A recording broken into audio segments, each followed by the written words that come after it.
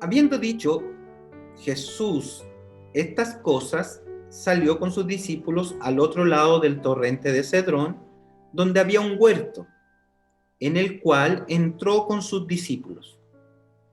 Y también Judas, el que le entregaba, conocía aquel lugar, porque muchas veces Jesús se había reunido allí con sus discípulos. Judas, pues, tomando una compañía de soldados y alguaciles de los principales sacerdotes y de los fariseos, fue allí con linternas y antorchas y con armas. Pero Jesús, sabiendo todas las cosas que le habían de sobrevenir, se adelantó y les dijo: ¿A quién buscáis? Le respondieron: a Jesús Nazareno. Jesús les dijo: yo soy. Y estaba también con ellos Judas, el que les entregaba. Cuando les dijo: yo soy, retrocedieron y cayeron a tierra. Volvió pues a preguntarles: ¿a quién buscáis? Ellos dijeron: a Jesús Nazareno. Respondió Jesús: os he dicho que yo soy. Pues si me buscáis a mí, dejad ir a estos, para que se cumpliese aquello que había dicho: de los que me distes no perdí ninguno. Entonces Simón Pedro, que tenía una espada, la desenvainó e hirió al siervo del sumo sacerdote y le cortó la oreja derecha. Y el siervo se llamaba Malco. Jesús entonces dijo a Pedro: mete tu espada en la vaina. La copa que el Padre me ha dado, ¿no la he de beber? Y hoy, en este epílogo del Evangelio de Juan, estamos situados en un momento cúlmine. Han pasado las horas, ya estimamos, debe ser muy en la madrugada, debe ser de madrugada, estamos hablando del orden 4 de la madrugada aproximadamente, no hay una hora precisa, pero es medianoche, altas horas de la noche, de la madrugada.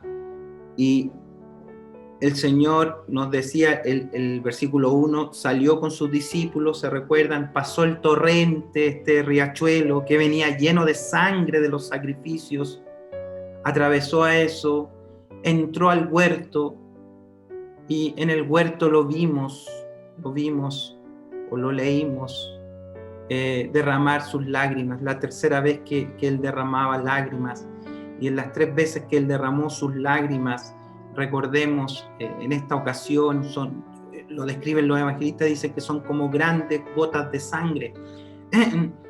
La verdad que no hay evidencia de que él haya sangrado desde la frente por el sudor.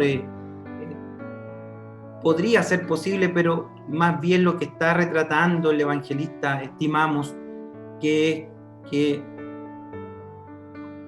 el sudor son gotitas pequeñas, ¿verdad? En cambio, cuando es mucho sudor, esas gotas se transforman en más grandes. Entonces, y las gotas grandes son como de sangre, entonces dice como grandes gotas de sangre. Lo importante que lo que está tratando de manifestar el evangelista es el gran sufrimiento, la agonía que está pasando el Señor en el Calvario.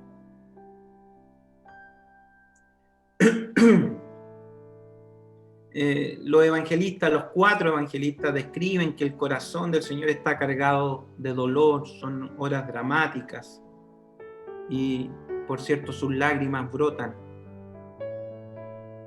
Vimos en sermones pasados que Jesús ha venido al segundo huerto.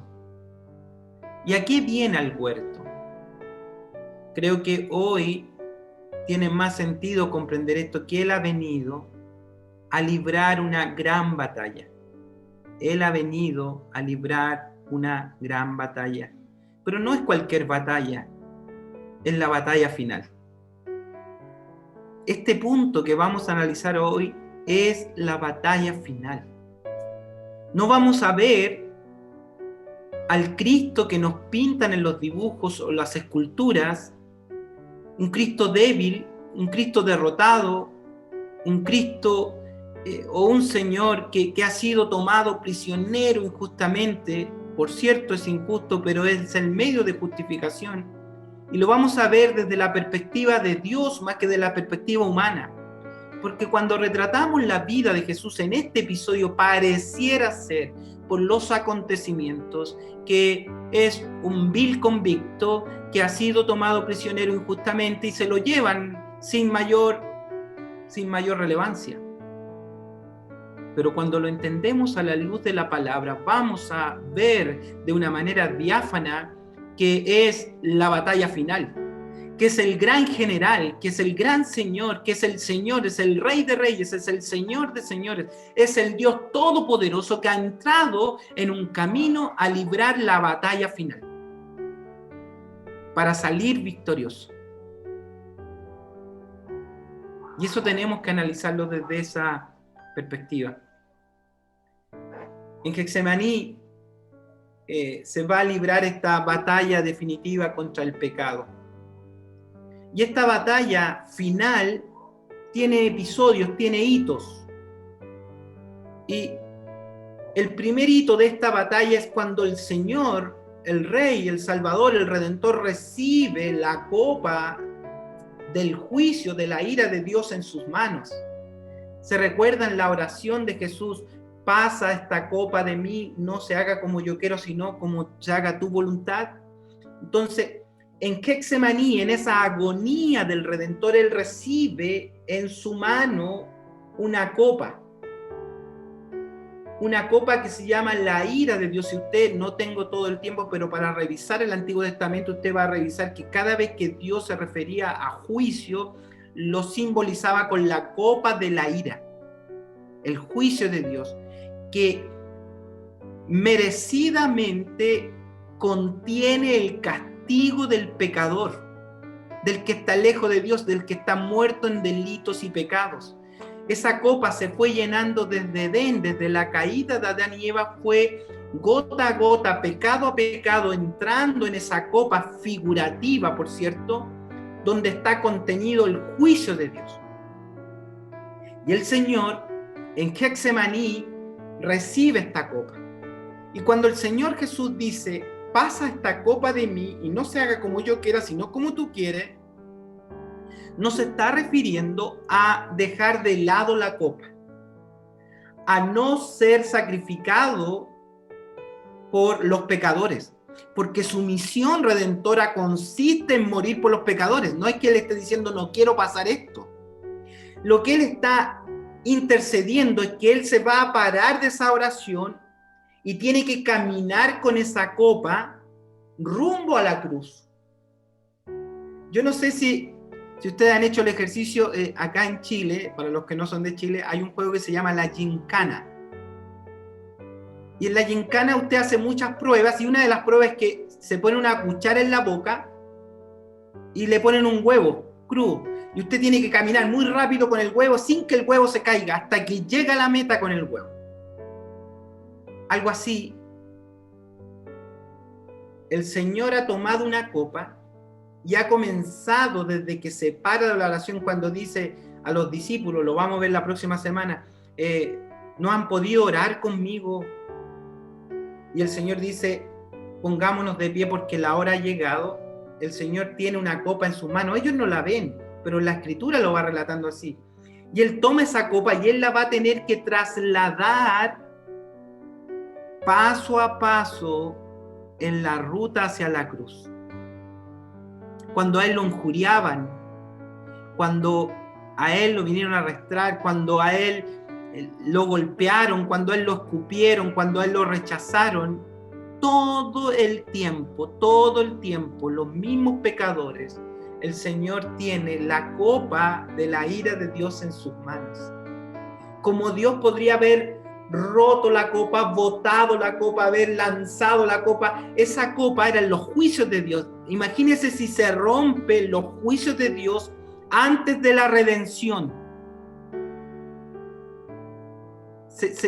Espero poder transmitirles a ustedes lo que significa estos pasos que el Señor está dando con la copa de la ira de Dios en sus manos. Si algo salía mal, si algo era contrario a las Escrituras, a lo diseñado por el divino Dios, eterno Dios, Él caminando con la copa de la ira de Dios, si algo sucedía antes de la cruz, no habría redención. Habrían juicios, se desatarían los juicios de Dios. Si hago una comparación de las copas de la ira en Apocalipsis, cada vez que se desata un sello, viene una copa y vienen catástrofes, que son juicios. Imagínense que el Señor, que tiene la copa de la ira en sus manos, los juicios de Dios en sus manos, no sigue avanzando. O viene, como dice Mateo, una legión o 12 legiones de ángeles a defenderlo en ese minuto. Y el Señor suelta la copa de los juicios y Él sigue siendo Dios. Él sigue siendo eterno. ¿Quién lo va a juzgar si es Dios? Él seguiría siendo eterno, pero si cae esa copa de sus manos y se derrama en tierra antes de la cruz, sería un juicio sin redención. ¿Logran comprender eso, por favor? Si me dicen así, amén. Sería un juicio sin redención. ¿Y qué pasaría en la vida? ¿Qué pasará en la vida del pecador que cae el juicio de Dios cuando la redención no ha obrado en él? Terrible. Entonces el Señor tiene la copa de la ira en su mano y está avanzando. Entonces la batalla final comienza aquí. Y Él va a tener que soportar todo mientras lo injurian, mientras lo golpean, sosteniendo la copa de la ira de Dios en sus manos. Cada vez que lo escupen, cada vez que lo golpean, cada vez que lo apalean, cada cosa que Él sufrió en sus manos tenía la copa de la ira de Dios. Hasta que Él en la cruz va a decir, tetelestai, he acabado la obra. Pero el camino comienza desde el Gólgota, desde el Getsemaní, y va a terminar en el Gólgota. Entonces fue en el Getsemaní donde el Señor tomó la decisión final de ir a la cruz, y en el Calvario se materializa. La semana pasada vimos el sermón, las lágrimas del Salvador, y tuvimos que situarnos ahí e irnos a Hebreos y a otros evangelistas, pero quiero afirmar ahora la razón por la cual Juan no nos relata lo que sucede en esa oración en Getsemaní. Se dieron cuenta que del 1 pasó al 2, obvio, pero directo al arresto. No pasó por esas horas que nos relatan los otros evangelistas. Lo que está tratando de mostrar el evangelista Juan para nosotros es que Jesús, el Señor, el Rey, tiene todo bajo control. Él no quiso poner así para no desvirtuarnos en el pensamiento de que el Señor está perdiendo el control. Si Él ponía la oración, pasa esta copa de mí, tendría que haber explicado mucho para demostrar que el Señor tiene el control. Él prefirió, guiado por el Espíritu Santo, por cierto, omitir eso, porque Él quiere mostrarnos, y aquí vamos a ir al sermón de hoy, Él quiere mostrarnos que el Señor se entregó mediante su propia voluntad. Fue voluntario, Él se entregó, Él puso su vida. No es un arresto el que le hacen al Señor y lo sorprenden y pobrecito del Señor. No, aquí es el general, es el rey, es el Señor del universo que viene con una copa de juicio para redimirnos, y Él va a enfrentar todas las batallas que se le van a presentar de aquí hasta la cruz. Y nosotros sabemos, como iglesia del Señor, que el Señor las venció todas, que el Señor no fue derrotado. Como el Señor no fue derrotado, Él es vencedor, está garantizada mi salvación. Si el Señor hubiera sido derrotado en alguna de estas etapas, yo estaría expuesto al peligro. Pero como Él venció, ha vencido en todas las etapas, esta batalla final es el reflejo del general, del Señor, del Rey que ha vencido y tiene que mostrarnos que ha vencido. En el Juan capítulo 10, algunos versos van diciendo que Él tenía todo bajo control y que Él iba a poner su vida. Esta no es una estrategia del diablo, no es una injuria de Judas, no es que el complot, esos son medios para mostrarnos la batalla final, pero la batalla final, el control la tiene siempre el Señor. Y permítanme aquí decirle una de las conclusiones de este sermón. Hermano, hermana, crea por favor que el Señor siempre tiene el control de todo. De todo. Él tiene el control de su vida y nos tiene que enseñar a confiar. La redención es la prueba máxima de que el Señor tiene el control. Juan capítulo 10, versículo 11 dice: yo soy el buen pastor su vida da por las ovejas. En el versículo 15 dice: así como el Padre me conoce y yo conozco al Padre y pongo mi vida por las ovejas. Pongo mi vida. Versículo 17: por eso me ama el Padre, porque yo pongo mi vida para volverla a tomar. Versículo 18: nadie me quita la vida. Nadie me quita la vida, sino que yo mismo la pongo. ¿Por qué? Porque tengo el poder para ponerla y tengo el poder para volverla a tomar. ¿Eso le habla de descontrol? ¿Eso le habla de debilidad? ¿Eso le habla de un Salvador perdido? Eso me habla de la soberanía de Dios. Eso me habla del poder redentor, del control eterno, del amor eterno de Dios en la persona de su Hijo, nuestro Señor Jesucristo. El Señor sabe perfectamente lo que van a pasar en esta hora. Todo lo ha visto, todo lo conoce, todo lo sabe. Y aún así, a pesar de eso, Él camina como un héroe, como mi héroe, con la copa de juicio que era contra mí, que me era contraria, donde iba el juicio que le correspondía a Fernando Falcón, iba ahí. Y Él camina heroico, con la cabeza erguida, rumbo a la redención para comprarme un lugar en el cielo. Dice Juan 13, algunos versículos, dice: antes de la fiesta de la Pascua, sabiendo Jesús que su hora había llegado para que pasase de este mundo al Padre, como había amado a los suyos que estaban en el mundo, los amó hasta el fin. Y cuando cenaban, dice, como el diablo ya había puesto en el corazón de Judas. ¿Quién había puesto en el corazón de Judas que lo entregara? ¿Quién había sembrado sutilmente el engaño, la perdición, las mentiras en el corazón de uno de sus discípulos? Judas estaba poseído por el diablo, era hijo del diablo. Nuestro pasaje de la Escritura nos dice: era hijo del diablo, no era hijo de Dios. Dice que el diablo había puesto en su corazón que le entregase, sabiendo que el Padre le había dado todas las cosas en las manos, que había salido de Dios y a Dios iba. O sea, Jesús sabía que había salido del Padre y sabía que volvía a su Padre. Y también sabía que Jesús tenía en sus manos todas las cosas. El Señor hacía así, nos desaparecemos todos. Aún así, el Señor va a enfrentar esta batalla final. Voy a hacer algún relato exegético de este trozo de la Escritura. No lo vamos a dividir, sino voy a ir avanzando exegéticamente verso a verso para que vea la construcción que nos presenta Juan y de ahí obtener la riqueza como fundamento para nuestra fe.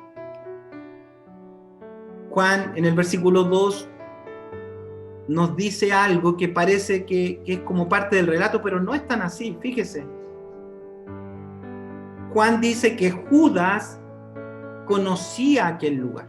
Mire, versículo 2, y también Judas, el que le entregaba, lo dice varias veces Juan, y si Juan tiene un anticuerpo total con Judas, lo viene retratando muchas veces en el Evangelio de Juan.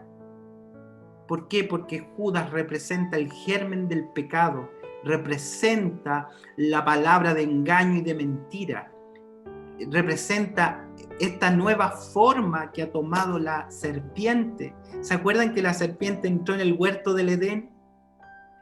Y Adán tenía que confrontar a la serpiente, pero no la confrontó, y si no entró en pecado, se dejó engañar por ella.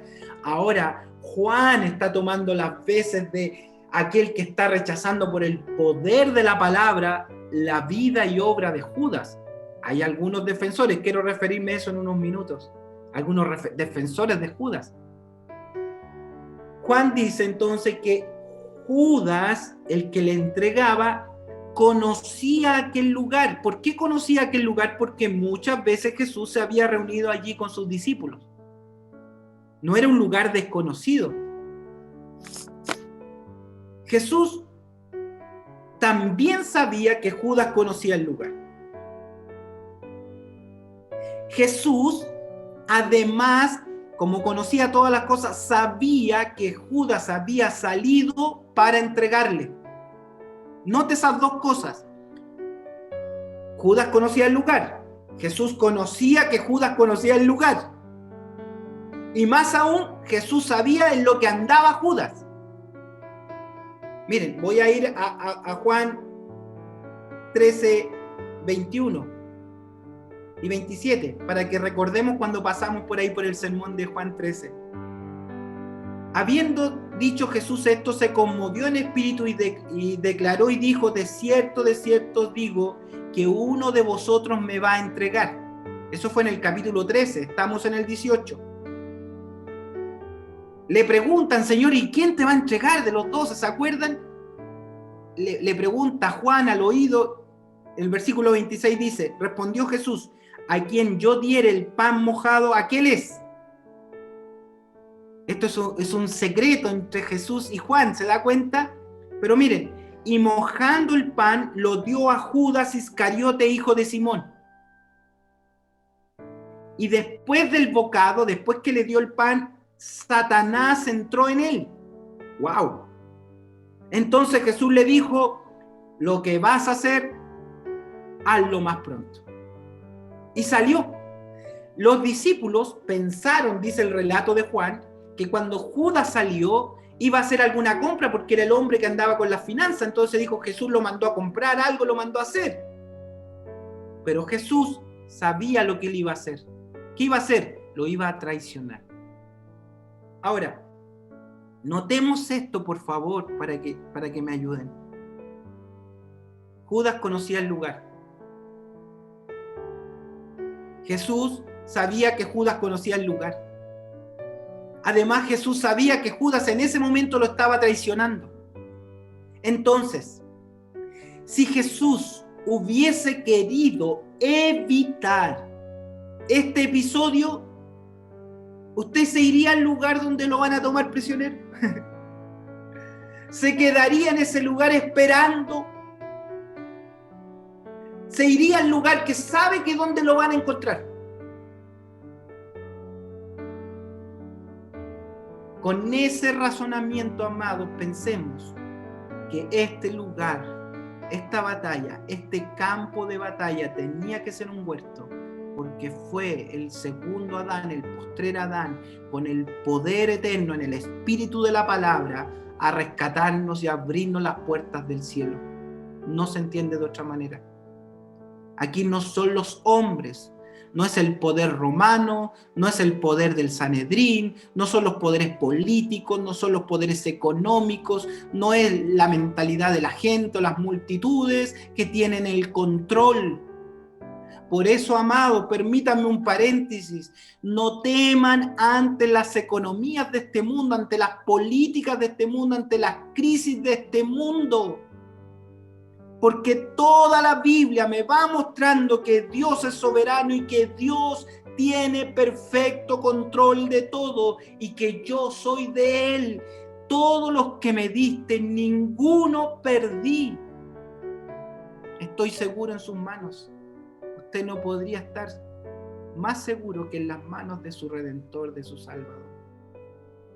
Aunque tengamos que pasar valles de sombra de muerte, aunque se mueva la tierra, aunque se traspasen los montes al corazón de la mar, con todo seguimos confiando en el poder del Señor, porque Él siempre nos demostró en toda la Escritura que Él tiene el control. Por eso Apocalipsis termina diciendo: Él, he vencido, he vencido, he vencido. He vencido. Y por eso nos llama a vencer. Vosotros sois más que vencedores. ¿Por qué podríamos ser más que vencedores? ¿Por qué? Porque Él pelea mis batallas. No soy yo, no es mi capacidad, no es mi recurso, no es donde estoy, no es lo que tengo. Es su gracia abundante que Él ha querido darme, porque Él tiene el control. La tierra está sustentada en la diestra de su justicia. Toda la tierra podía ser desintegrada en un segundo, pero no es desintegrada, porque dentro de la tierra hay algo que le pertenece al Señor, que es su especial tesoro. Ese soy yo, ese es usted es el especial tesoro. Algunos pesimistas dicen: este mundo no sé qué, va de mal en peor, no sé qué va a pasar. Oiga, si este mundo está podrido desde el principio, está todo malo. Si lo único bueno en este mundo es la iglesia de Cristo, nada más. Por eso aquellos que se gozan por cosas materiales, temporales, no los entiendo. Dice: buscad el reino de Dios allá, porque de allá somos. Tenemos que andar como extranjeros. Estamos aquí por mientras se completa el número de los salvados. Entonces en esta noche se está librando una tremenda batalla. Tremenda batalla. Lo más natural hubiera sido que el Señor se escondiera. Lo más natural era que el Señor evitara lugares donde Jesús había estado con Judas, que Judas no conocía el lugar, que les costara encontrarlo, que hubieran sido horas y horas de búsqueda. Es más, vemos que en este instante, en este segundo huerto, ya no viene la sutileza de una serpiente como en el huerto del Edén. Como dice Génesis 3:1, la serpiente era astuta. Y aunque era astuta, un ser totalmente dominable, Adán lo podría, con todo el poder que tenía Adán, con toda la gloria que tenía Adán, lo podría haber aniquilado. Podría haberlo pescado del cuello y haberlo ido y llevado donde Dios decía: este está blasfemando tu nombre, y haber terminado ahí la situación. Pero fue engañado, fue vencido, tuvo que esconderse, fracasó. Y el diablo está pensando que ahora el Señor va a seguir el mismo camino que Adán, esconderse. Pero el Señor no se esconde. ¿Por qué digo que piensan todos que el Señor se va a esconder? Vamos al siguiente verso. Es una noche luminosa. ¿Por qué sabemos que es luminosa? Porque es la Pascua. En la Pascua se hacía en la luna llena. Todo el cielo iluminado con una luz de la luna completa. En una parte alta que se ilumina todo. Casi se cuentan los historiadores que no necesitaba velas, nada esa noche, porque era muy luminoso. Pero cuando yo veo el relato, dice que los que vienen a tomarlo preso vienen con antorcha y con linternas. Entonces uno se pregunta: ¿pero cómo vienen con antorcha, con linternas, si está claro? Es que esta turba que viene a tomarlo prisionero, que son soldados de élite del Imperio Romano, son alguaciles, tanto del Sanedrín como de los sacerdotes, son agentes especiales, entrenados. ¿Qué piensa la lógica humana? Vienen, se calcula entre 500 y 1000 personas, ya les voy a mostrar eso, a tomar prisionero a un carpintero, a un maestro que ha estado yendo y viniendo, que lo habían podido. El Señor dice: ustedes, yo estuve ahí, ¿por qué no me tomaron prisionero? ¿Por qué me vienen a buscar ahora? ¿Por qué vienen así a buscarme si yo estuve todos los días en el templo? ¿Por qué no me tomaron allá? ¿Por qué vienen acá? ¿Qué piensa la lógica humana? Por eso la lógica humana es contraria a la soberanía de Dios. ¿Qué dice la lógica humana? Soldados, vamos a ir a tomar prisionero a un nazareno. Se llama Jesús. Y lo más probable es que cuando nos vean venir, correrán como ratones a esconderse en cuevas, a esconderse entre ramas y todos. Va a ser muy difícil esta misión que tenemos, así que vamos a llegar al huerto y vamos a hacer una operación rastrillo, porque tendremos que buscar esas cucarachas que van a estar escondidas. A simple luz no lo vamos a pillar, se va a esconder. Entonces necesitamos antorchas, necesitamos linterna, necesitamos mucha gente para hacer una operación rastrillo hasta encontrar al malhechor.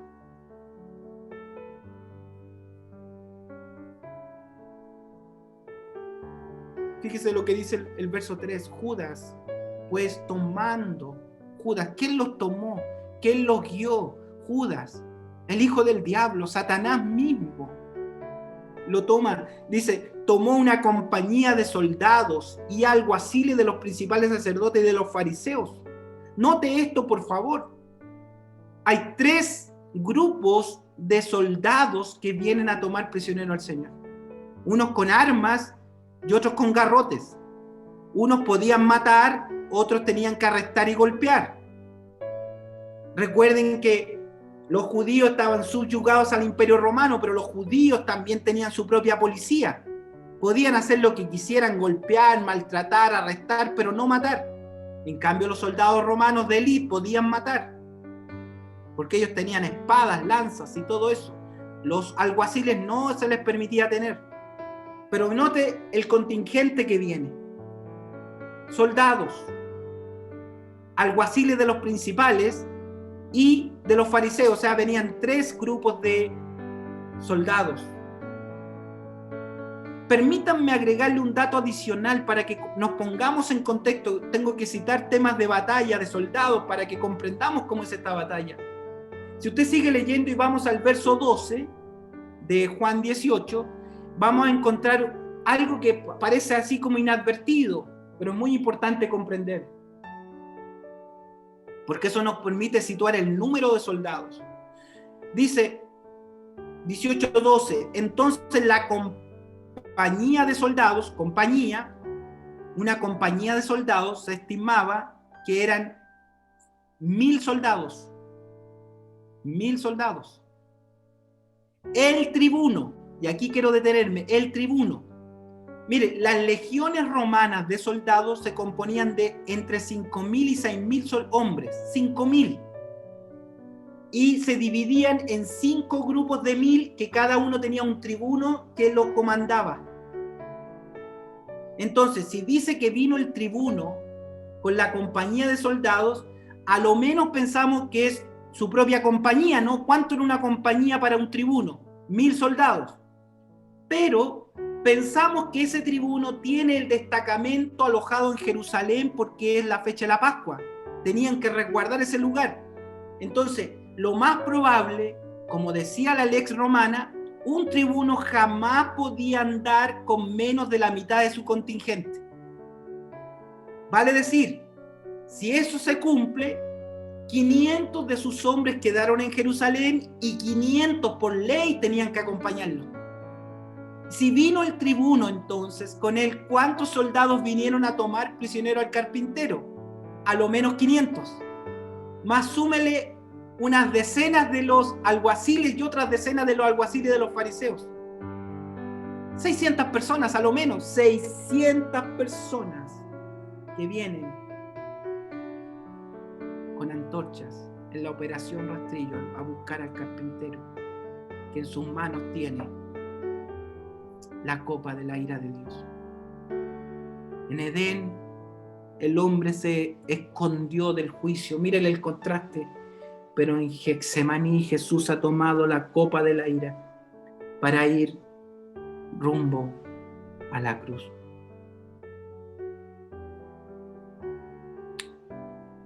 Sigamos leyendo en esta exegesis que estamos haciendo ya para ir finalizando este sermón. Vea del 4 al 6, ¿qué sucede? Ya vimos todo el contexto, ¿no? Ya vimos a mi Señor, y usted ya sabe que no está escondido como rata. No está escondido como un vil. No lo tienen que buscar con linternas, con antorchas. Mire lo que dice el relato del 4 al 6. Lo voy a leer y ponga atención cómo lo relata Juan. Pero Jesús, sabiendo todas las cosas que le iban a sobrevenir. Puede ver la figura, Jesús con la copa de la ira, y él sabe lo que le va a sobrevenir desde ahora en adelante. Él sabe todos los pasos, sabiendo, no dice algunas cosas, sabiendo todas las cosas que le iban a sobrevenir. Como un perfecto valiente, como un soldado, como mi héroe, como el héroe, el único héroe de la iglesia, el único héroe de la Biblia, el general de generales, el Señor de señores, el Rey del universo, mi Redentor que me garantiza la salvación, dice, se adelantó. ¿Qué significa adelantarse? Es ir hacia adelante, no ir atrás. No retrocedió, se adelantó. Y es Él el que habla, el que abre su boca y dice, ¿a quién buscáis? Les grita, puede imaginar la escena, muchas antorchas, 600 antorchas iluminando todo ese lugar, una muchedumbre, 600 personas.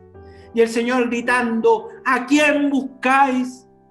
Y ellos le respondieron, a Jesús Nazareno. Jesús les dijo, ego mei, yo soy. Dijo yo soy, nada más. Ego mei es la misma palabra que el Señor Dios le dijo a Moisés en el Antiguo Testamento. Cuando Moisés, el Señor lo envía a Egipto y él le dice, Señor, perfecto, yo quiero ir a hacer esta misión, pero yo no sé cómo te llamas. Si ellos me preguntan cómo te llamas, y el Señor diles, yo soy el que soy Jehová, yo soy el que soy. Significa, no tengo nombre, yo soy el que soy. Dios no tiene nombre. ¿Por qué no tiene nombre Dios? Porque no hay otro Dios. Los nombres son para separar a las personas, para identificar a uno a otro. Pero el Dios único del universo no necesita nombre porque es único. Es el Dios eterno, es el Dios maravilloso, es el único. Y fíjese cuando Él dice a quién buscáis, dicen buscamos a Jesús Nazareno y Él dice, ego mei, yo no soy el Nazareno, yo soy el que soy. Yo soy Jehová.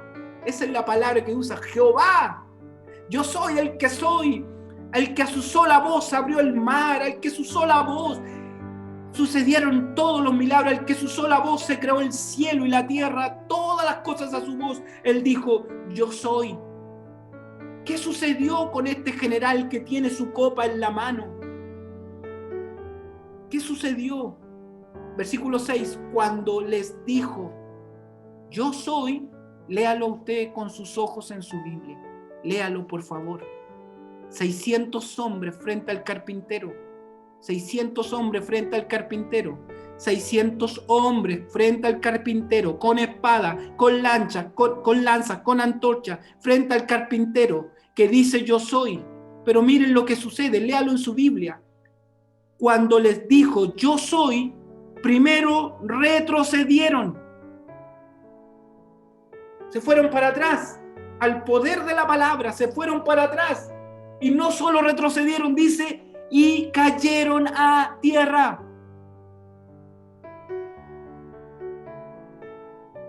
¿Qué significa eso? ¿Qué significa? ¿Qué veo acá? Imagínense la escena, por favor. 600 personas cayendo de espaldas, lanzas para allá, antorchas para acá, todo descalabrado, todo, unos cayendo sobre otros. Al solo poder de la palabra de mi Redentor que va a enfrentar la batalla final. Entonces no me digan que fueron a arrestarlo. Es Él el que viene con la copa de la ira y se pone en pie frente a los soldados y pone su vida en expiación por mí. Es Él el que ha tomado mi lugar y camina rumbo al Gólgota. Es Él que ha llegado a este lugar.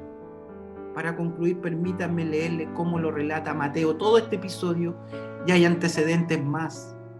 Fíjense, en media es un cuarto de legión que vienen, 500 hombres, un cuarto de legión.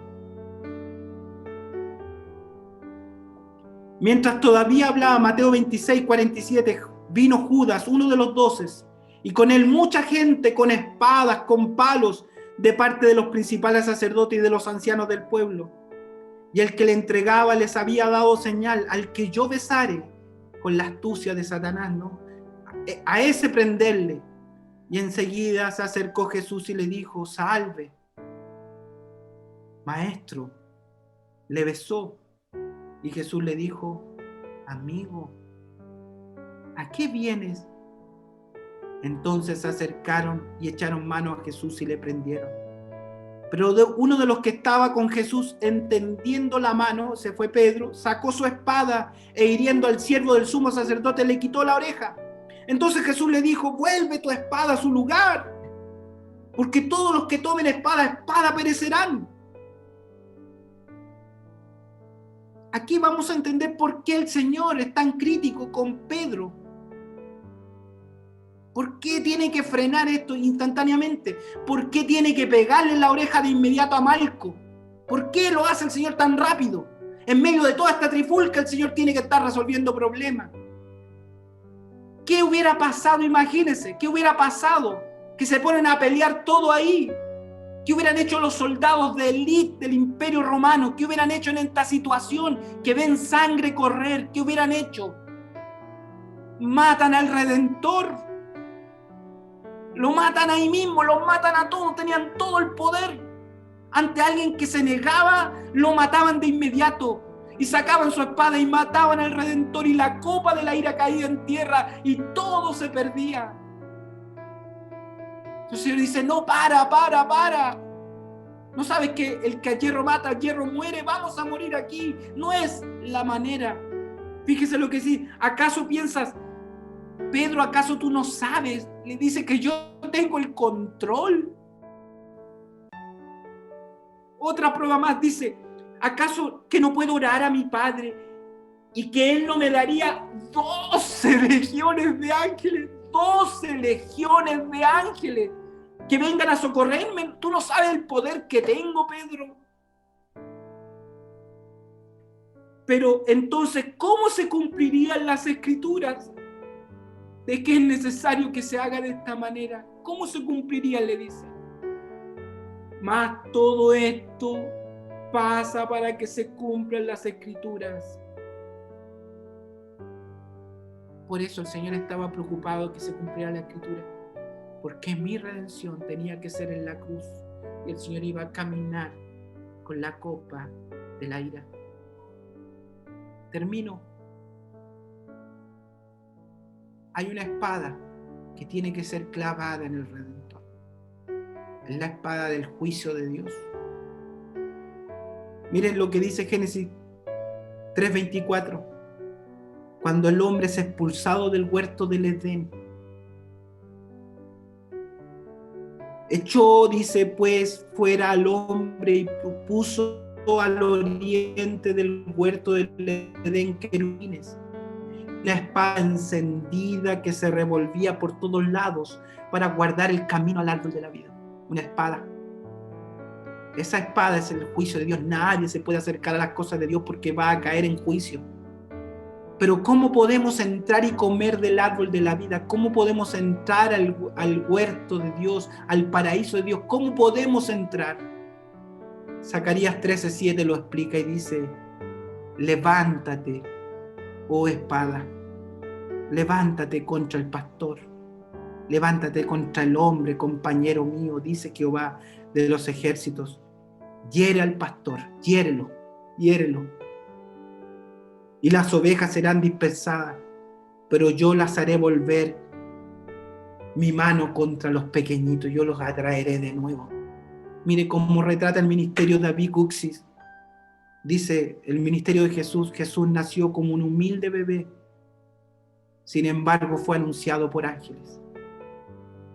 Fue acostado en un pesebre, sin embargo fue iluminado por una estrella. Fue sometido al bautismo, pero luego escuchó la voz divina aprobando su ministerio. Durmió cuando estaba exhausto y cansado, pero se despertó para calmar la tormenta. Jesús lloró ante la tumba, pero después llamó al muerto a la vida. Y Jesús se somete a los soldados que lo arrestan, pero después proclama su majestad y los tira a tierra. Jesús va a morir en la cruz, pero en ella vencerá a la muerte, al pecado y a Satanás. Entonces, debiéramos confiarle todo a Él, ¿no? Todos nuestros temores, todas nuestras preocupaciones, todas nuestras ansiedades, todo debiéramos confiarlo a Él, porque Él no soltó la copa de juicio hasta que bebió toda la copa. Él cargó la copa de la ira de Dios, transitó esas horas hasta que llega a la cruz, y en la cruz Él bebe la copa de la ira de Dios. Los juicios de Dios cayeron sobre Él para que yo fuese justificado. Jesús tiene el control, hermano. Él ganó la gran batalla. Él es mi héroe.